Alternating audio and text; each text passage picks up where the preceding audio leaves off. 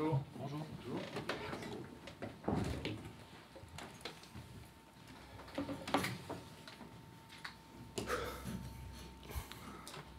Quand vous voulez. Bonjour Ryan. Comment se prépare un dernier match de la saison qui peut encore vous faire basculer dans 2-3 situations possibles? Vous y croyez toujours aussi fort pour la Ligue des Champions par exemple, ou vous vous êtes fait un peu une raison? Pour commencer par le commencement, on a très bien préparé le match. Il reste encore une séance demain. On la prépare de la meilleure des manières. On sait que les chances, elles sont infimes, mais on y croit. La saison passée, ça a été à peu près le même scénario. On n'a jamais cessé d'y croire et cette saison, ça sera la même chose. On va se battre jusqu'à la fin pour terminer la saison de la meilleure des manières. On a tout donné et on se doit de tout donner jusqu'à la fin. Et comment justement on essaie de batailler contre peut-être une démobilisation, le fait de ne pas y croire? Sur quoi on s'appuie? Je pense qu'on est dans une institution où on se doit toujours vouloir gagner. Donc on s'appuie là-dessus, on est des compétiteurs. Si dans le vestiaire il y a un manque d'envie, un manque de détermination, ça va se ressentir sur le terrain. Et on se doit de se remobiliser les uns les autres. Et cette semaine, on n'en a vu aucun baisser les bras ou avoir moins d'envie. Bien au contraire, on n'avait qu'une seule chose en tête, c'était d'être samedi pour terminer la saison de la meilleure des manières. Il n'y a pas le sentiment quand même d'avoir raté le coche à Monaco avec cette combinaison incroyable, les trois têtes devant qui perdent tous, là ils vont tous jouer à domicile, on a du mal franchement à imaginer que les trois perdent encore en même temps. Non, c'est vrai, on sait que la semaine dernière on avait une possibilité de marquer le coup, ça n'a pas été le cas. Maintenant, comme je vous l'ai dit, on n'a qu'une seule idée en tête, c'est de finir bien la saison. Ils l'ont fait la semaine dernière, on a perdu aussi, on ne sait pas ce qui peut se passer après-demain, donc on est prêt à toute éventualité et nous on n'a qu'une seule idée en tête, c'est gagner le match. Et comment vous allez gérer la soirée? T'as envie de savoir ce qui se passe sur les autres terrains? Non, je m'en fous. Je suis là juste pour gagner et je pense que c'est ce qui nous a fait défaut à Monaco. Peut-être qu'on s'est un peu trop centré sur ce qui se passait ailleurs, alors que la seule chose qui nous importe le plus, c'est ce qui se passera dans le stade. Tout le monde dit que le match de Manchester a fait mal à cette équipe qui a depuis perdu 3 matchs sur 4. Comment tu l'as ressenti, toi, et peut-être collectivement, est-ce que effectivement ça a cassé quelque chose? Non, j'irai pas jusqu'au à vos termes qui sont forts. Casser quelque chose, je pense que c'est des mots extrêmement forts. Mais c'est clair que ça a eu des répercussions. On ne peut pas se cacher derrière ça.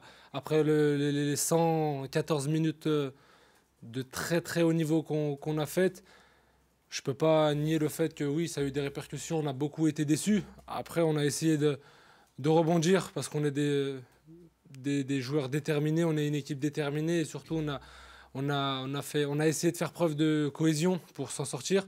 Malheureusement, on n'a pas réussi, mais on a toujours essayé de se battre et c'est ça qu'on gardera en tête. À titre personnel, il y a l'enjeu d'être le meilleur passeur, seul le meilleur passeur de la Ligue 1, c'est dans un coin de ta tête, je suppose. Oui et non. Moi, je l'ai toujours dit, je le dirai toujours, je suis là juste pour donner du plaisir aux supporters, aux enfants. Donc, je ne sais pas si ça changera quelque chose à mon match. J'ai toujours l'habitude d'essayer de faire briller mes partenaires. Donc, que ce soit pour le titre du meilleur passeur ou pas, ça sera la même chose. Comment tu qualifies la saison, collectivement parlant? On ne peut pas dire que c'est une grande réussite. Ça, c'est très clair. Pour l'instant, on n'a pas rempli nos objectifs, même si je vous l'ai dit, le match d'après-demain, il va être très important. Maintenant, on a toujours tout donné. On s'est toujours battu pour nous, pour les gens qui travaillent avec nous, pour le staff, pour nos familles, pour nos amis, pour les supporters, pour la ville. Donc, malgré que les objectifs ne soient pas encore remplis, on a tout donné. Donc, je pense qu'il y a très peu de joueurs qui peuvent avoir des regrets. Il y a eu un changement de coach au cœur de l'hiver. On dit, la saison n'a pas été une très grande réussite. Dans quelle mesure ce changement d'entraîneur comment vous l'avez vécu, quelle influence ça a pu avoir sur la saison et notamment la deuxième moitié puisqu'il y avait un nouvel entraîneur?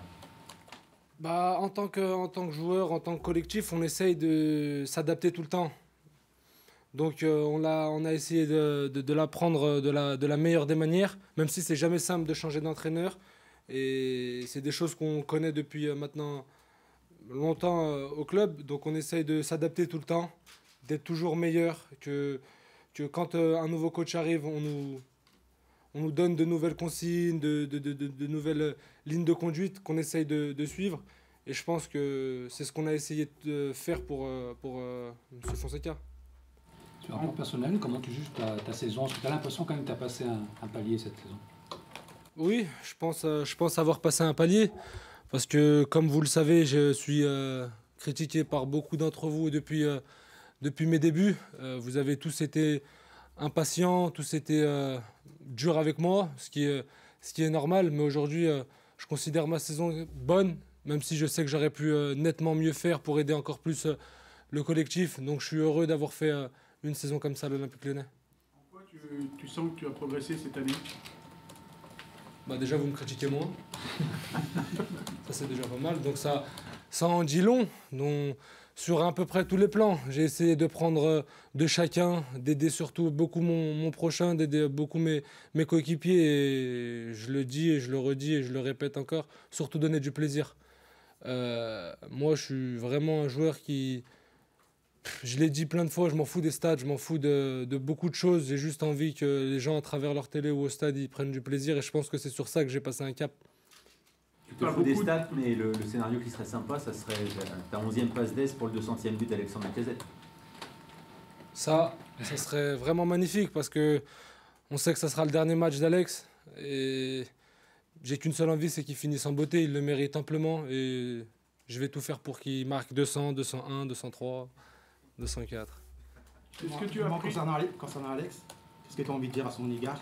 C'est quelqu'un que tu apprécies énormément. Il t'a toujours défendu aussi. C'est vrai qu'il m'a toujours défendu. J'ai toujours essayé de lui donner le maximum de ma personne. Juste merci. Merci mon frère pour ce que tu as fait pour nous, pour le club, pour moi. Et il part en légende. Pour moi, c'est la plus grande légende de l'histoire du club. J'espère qu'il a aimé jouer à mes côtés parce que moi, j'ai aimé jouer à côté de lui. Et j'espère que ça ne s'arrêtera pas juste avec le football. Qu'est-ce qu'il t'a appris? Qu'est-ce que tu as appris avec lui? Beaucoup de choses. Mais je pense pas que sur le terrain, il m'a appris beaucoup de choses parce que mes qualités, elles étaient là bien avant lui. Mais c'est surtout en dehors. Et de toute façon, quand en dehors tu évolues, sur le terrain tu évolues aussi. Donc ce qui se passe en dehors entre moi et Alex, ça reste entre moi et Alex. C'est juste un grand merci. C'est ce que je pense de lui et je sais ce qu'il pense de moi. On a oublié de te poser la question. Tu as parlé d'Alex, ton dernier match. Et te concernant, est-ce que ça sera aussi ton dernier? Je sais pas. En tout cas, moi, je sais que j'ai tout donné pour le club. J'ai fait tout mon possible pour l'OL parce que c'est un club que j'oublierai jamais, qui restera toujours dans mon cœur. Je suis resté quand beaucoup de joueurs sont partis. Et aujourd'hui, j'ai aucun regret. Donc quoi qu'il arrive, je donnerai tout jusqu'à ma dernière minute pour le club. Tu te prépares à quelques moments d'émotion dans ce dernier match quand même si on ne sait pas ce qui va se passer. Bien sûr, oui, c'est vrai. J'y pense. Je me prépare à quelques moments d'émotion. Donc je vais essayer de profiter, donner du plaisir à mon pote Alex parce qu'il mérite et on verra ce qui se passera.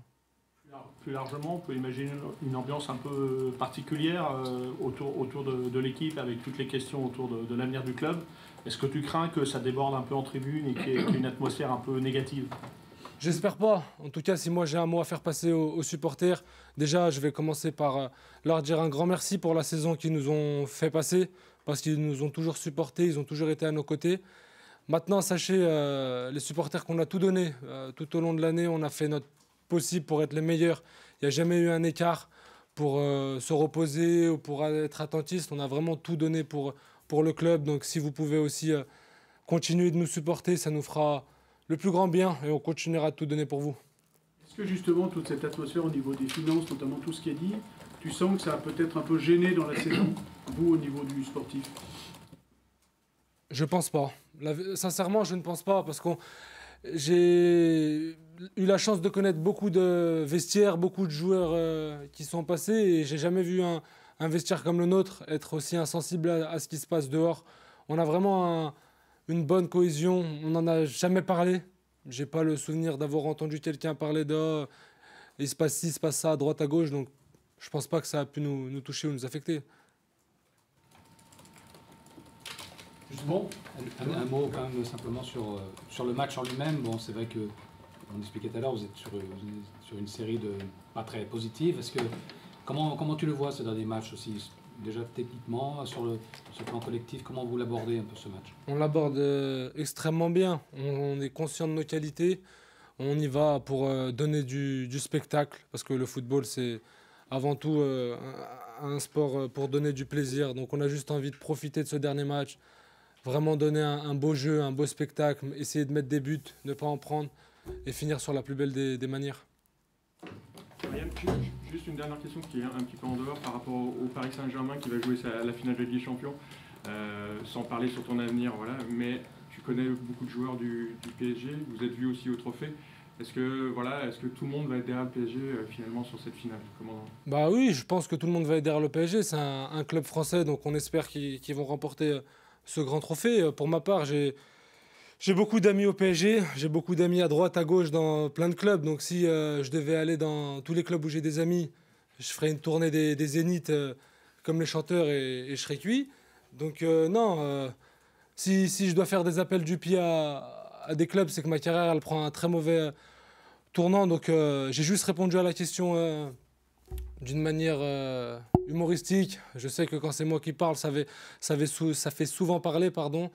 Donc pour l'instant, j'éclate la tête à l'OL et je fais jamais d'appel du pied à qui que ce soit. Merci beaucoup. Merci.